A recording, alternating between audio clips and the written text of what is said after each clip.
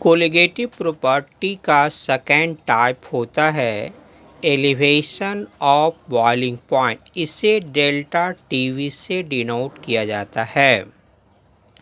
हम एक ग्राफ तैयार किए हैं। इस ग्राफ पे इस एक्सिस पे है वेपर प्रेशर और इस एक्सिस पे है टेम्परेचर केल्विन में।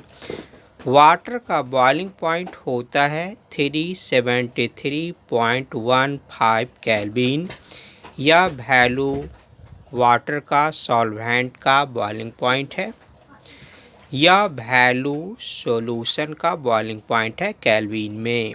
यह ग्राफ बताता है कि टेम्परेचर जैसे जैसे ऊपर जाएगा वेपर प्रेशर भी बढ़ेगा।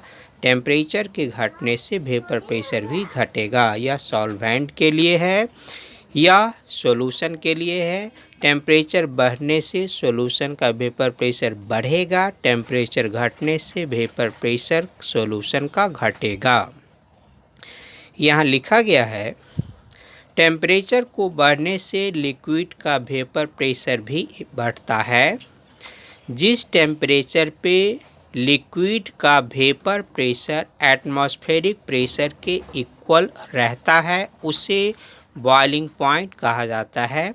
एग्जाम्पल, वाटर का बॉइलिंग पॉइंट 100 डिग्री सेल्सियस और 373.15 केल्विन होता है।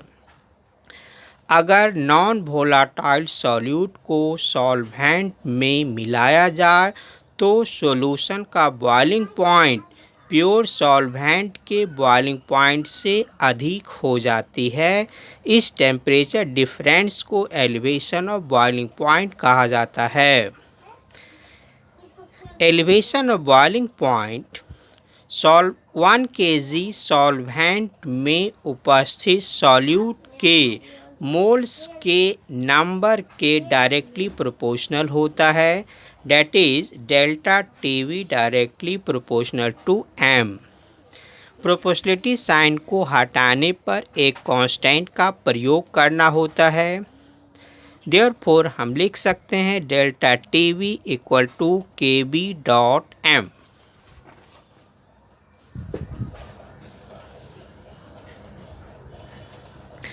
सिंस सॉल्यूट के मोल्स 1 kg सॉल्वेंट में जितना प्रेजेंट रहता है उसे मोलैलिटी कहा जाता है।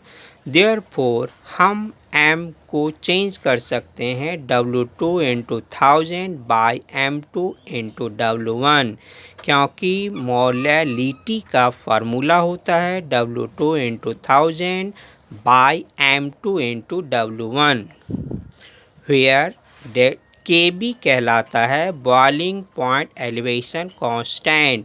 W1 होता है मास ऑफ सॉल्वेंट। यह वैल्यू ग्राम में होना चाहिए। W2 है मास ऑफ सॉल्यूट। यह वैल्यू भी ग्राम में होना चाहिए। M2 है molar mass of solute. Note, phenomenon of elevation of boiling point का प्रयोग सॉल्यूट के मोलर मास के डिटर्मिनेशन के लिए किया जाता है।